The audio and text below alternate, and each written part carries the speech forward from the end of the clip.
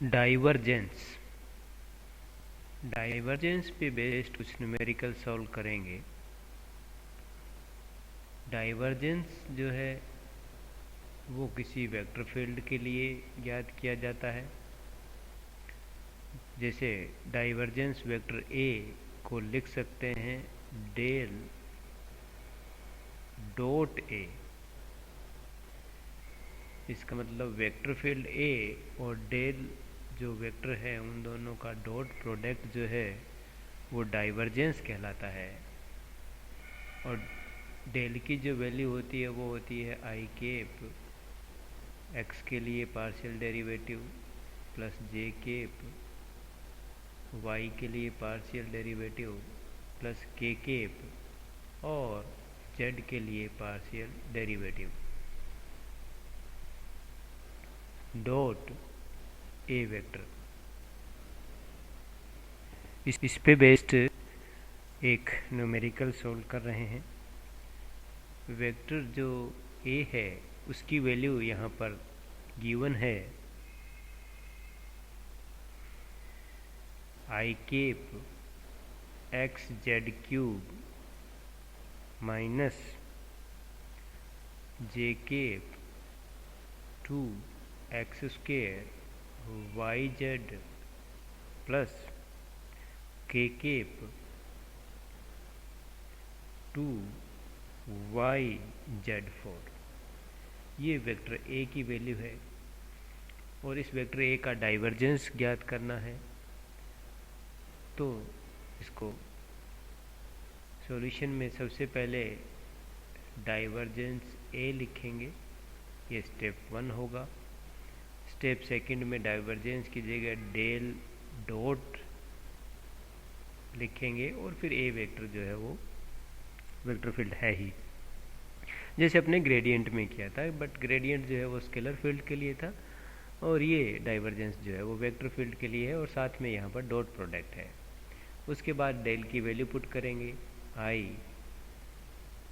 X के लिए partial derivative plus j cap y के लिए partial derivative plus k cap z के लिए partial derivative dot a vector की वैल्यू पुट करेंगे i cap x z cube minus j cap 2x square y z plus k cap 2y z4।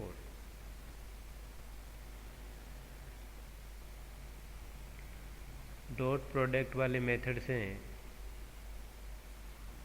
I dot I 1 होता है, इसलिए ये term use होगी। फिर जे डॉट जे भी 1 होगा और फिर जो है वो के डॉट के जो मिलेगा उसकी वैल्यू भी के डॉट के की वैल्यू जो है वो 1 होती है। तो इस प्रकार आई डॉट आई की जगह जब डॉट प्रोडक्ट करेंगे तो मिलेगा del by del x x z cube. Minus minus इसलिए क्यों है क्योंकि सेकंड टर्म में यहाँ पर माइनस है, इसलिए माइनस जे डॉट जे 1 होने से del by del y 2x square y z plus k dot k तो 1 होने से डेल बाई डेल जेड और 2y z4।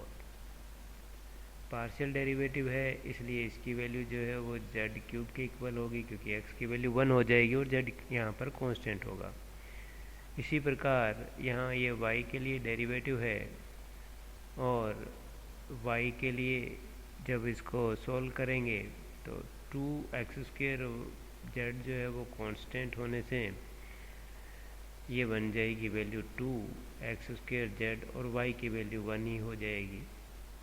इसी प्रकार जो लास्ट टर्म में 2y जो है वो कांस्टेंट होगा तो 2y और z4 की जो वैल्यू मिल जाएगी वो हो जाएगी 4z क्यूब। इस प्रकार डाइवर्जेंस ए की जो वैल्यू है यहाँ पर जो फील्ड ए दे रखा है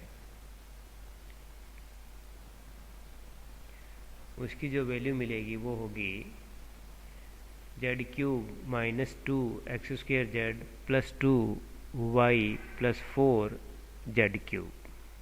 पॉइंट जो है वो दे रखा है 1,2,3। तो इस पॉइंट के लिए डाइवर्जेंस ए की जो वैल्यू हो जाएगी वो होगी, डाइवर्जेंस ए जो हमें मिला है वो है Z cube minus 2 x square z plus 8 Z cube. क्योंकि ये पॉइंट 1, 2, 3 है तो ये पॉइंट की वैल्यू यहाँ पुट कर देंगे, तो इस सिचुएशन में डाइवर्जेंस की वैल्यू होगी जेड क्यूब की जगह 3 का क्यूब माइनस 2 1 का स्क्वायर इंटू 3 प्लस 8 इंटू 3 का क्यूब 27 माइनस 6 प्लस 4 32। इसको सॉल्व करें तो ये वैल्यू बनती है 453। इस प्रकार डाइवर्जेंस जो फील्ड ए दे रखा था उसके लिए पॉइंट 1, 2, 3 पर जो है डाइवर्जेंस ए की जो वैल्यू हमें मिलती है वो होती है 453। डाइवर्जेंस पे एक प्रॉब्लम, डाइवर्जेंस आर वेक्टर की वैल्यू कैलकुलेट करनी है। आर वेक्टर जो है वो एक पोजीशन वेक्टर है। कार्टेशियन कोऑर्डिनेट सिस्टम में आर वेक्टर की वैल्यू होती है x i cap plus y j cap plus z k cap.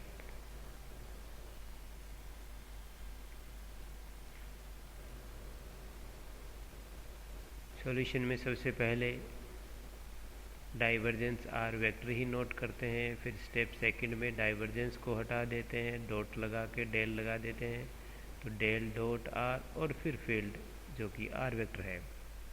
Next step में डेल की वैल्यू पुट करते हैं। डेल की वैल्यू होती है आई केप एक्स के लिए partial derivative plus j cap y के लिए partial derivative plus k cap और जेड के लिए partial derivative. Dot r vector लगाना है तो आर वेक्टर की जगह होगी एक्स आई के प्लस वाई जे के प्लस जेड के।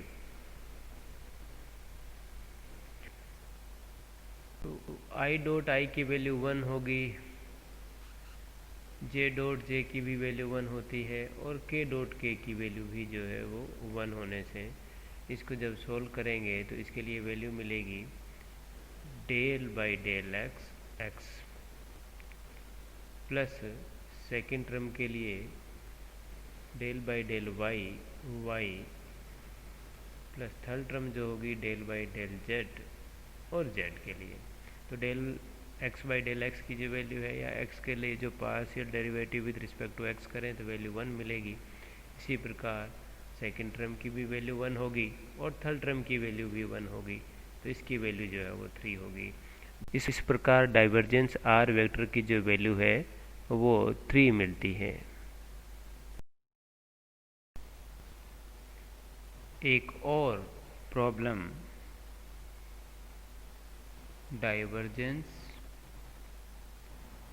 Are raise to power n r vector की वैल्यू कैलकुलेट करनी है या इसे प्रूव करना है, जिसकी जो वैल्यू होगी वो होगी n plus 3 into r raise to power n।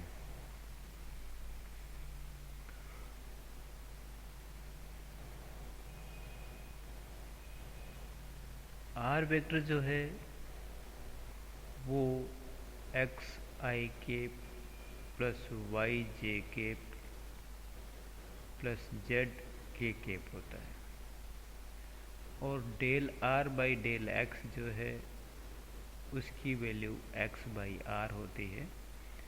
इसको भी प्रूव कर सकते हैं।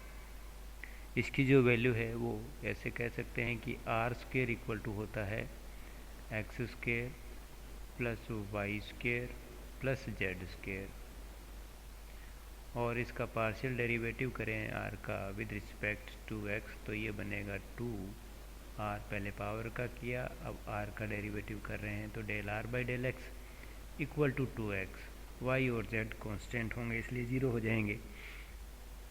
तो 2 से 2 कैंसिल आउट हो गया, तो यहाँ से del r by del x की जो वैल्यू है वो एक्स बाई आर के इक्वल होगी।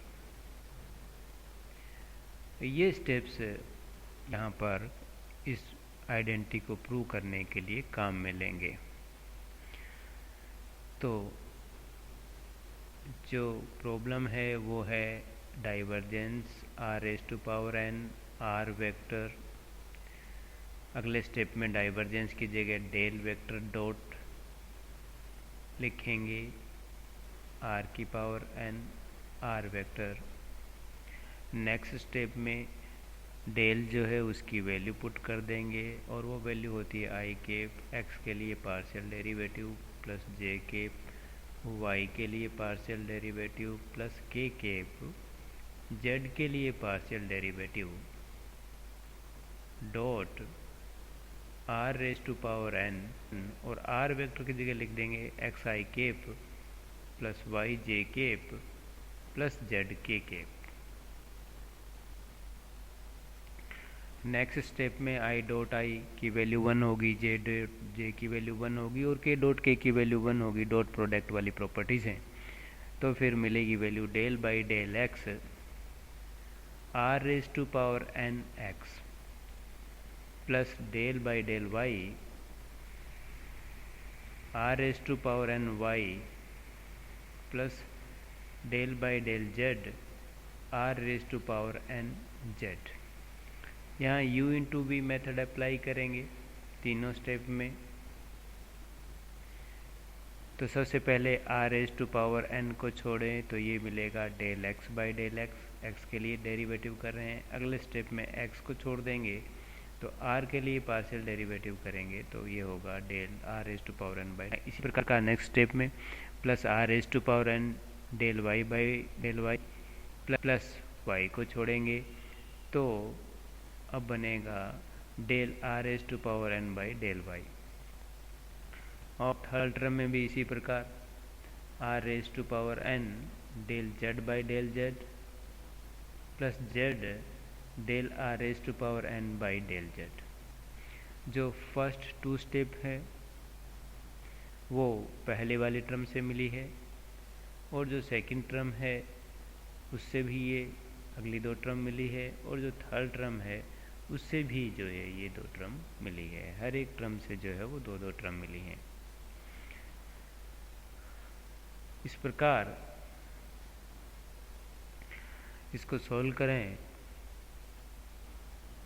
तो r raise to power n into 1 plus x, power को पहले सोल्व करेंगे तो n r raise to power n minus 1 और फिर r का जो है वो del r by del x होगा, प्लस यहाँ पर भी r raise to power n into 1 plus y n r की power n minus 1 del r by del y plus r raise to power n into 1 plus z into n r raise to power n minus 1 del r by del z. इन तीनों step में r raise to power n, यहाँ पर भी r raise to power n, यहाँ पर भी r raise to power n है। इस प्रकार डाइवर्जेंस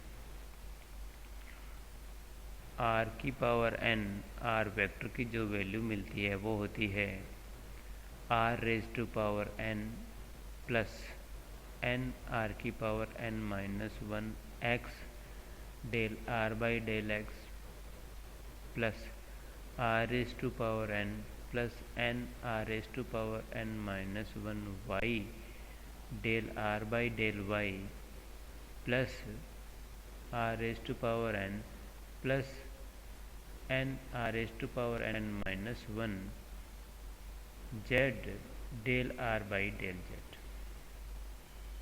यहाँ पर r raise to power n, r raise to power n, r raise to power n, तो हम इसको लिख सकते हैं 3 r raise to power n plus, अब ये जो टर्म है इसको लिखा जा सकता है n आर की power n minus 1 x del r by del x की जो वैल्यू होती है वो एक्स बाई आर ही होती है। इसी प्रकार ये जो टर्म है इसकी जगह लिखा जा सकता है एन आर की power n minus one y, और del r by del y की जो वैल्यू है वो होगी वाई बाई आर, प्लस ये जो लास्ट टर्म है उसकी जगह लिखा जा सकता है एन आर की power n minus one z, और del r by del z जो है उसकी वैल्यू जेड बाई आर ही होती है। इस प्रकार 3 आर की power n plus n r की power n minus one x square by r plus n r की power n minus one y square by r, और प्लस एन आर की power n minus one z square by r. 3 r की power n plus n r की power n minus one by r, इन तीनों जो term है इन तीन टर्म में एन आर की पावर एन माइनस आर की पावर एन माइनस वन जो है वो कॉमन है लास्ट तीनों टर्म में डिवाइडेड बाई आर। तो ये हमने कॉमन ले लिया इन तीनों टर्म में से, एन आर की power n minus one divided by r को कॉमन लिया है लास्ट की तीनों टर्म में से। तो वैल्यू बनती है यहाँ ब्रैकेट में x square plus y square plus z square, और इसको भी आर स्क्वेयर लिखा जा सकता है। तो 3 आर की power n plus n r की power n minus one divided by r into r square, ये यहाँ से कैंसिल आउट हो गया। तो ये वैल्यू बन गई 3 आर की power n plus n r की power n minus one into r की पावर वन। तो ये पावर जो है वो ऐड हो जाएगी बेस सेम होने से, तो इसको लिखा जा सकता है 3 आर की power n plus n r की पावर एन। और इस प्रकार जो हमें डाइवर्जेंस की वैल्यू मिलती है आर की पावर एन आर वेक्टर के लिए वो होती है 3 plus n r raise to power N.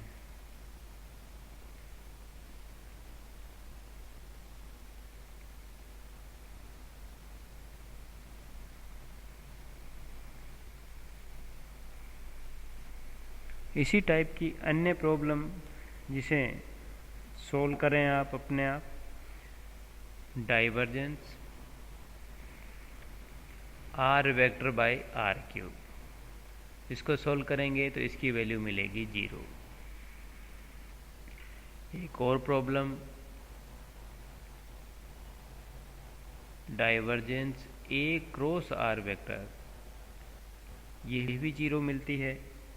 एक और प्रॉब्लम जिसे डाइवर्जेंस फाई ए, फाई यहाँ स्केलर क्वांटिटी है, ए वेक्टर क्वांटिटी है, इसके लिए प्रूव करना है phi del dot A plus A dot del phi. इसे दूसरे रूप में भी कहा जा सकता है फाई, इसको डॉट जब लग जाता है तो डाइवर्जेंस कहते हैं। तो डाइवर्जेंस ए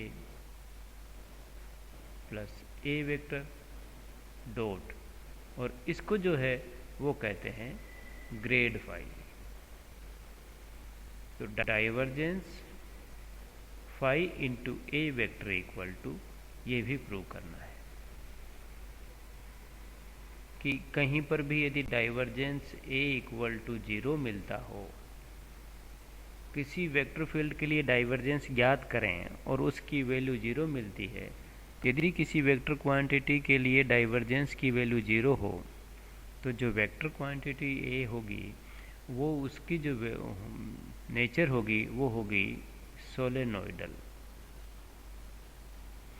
परिनालिकीय जो है उसकी नेचर होगी।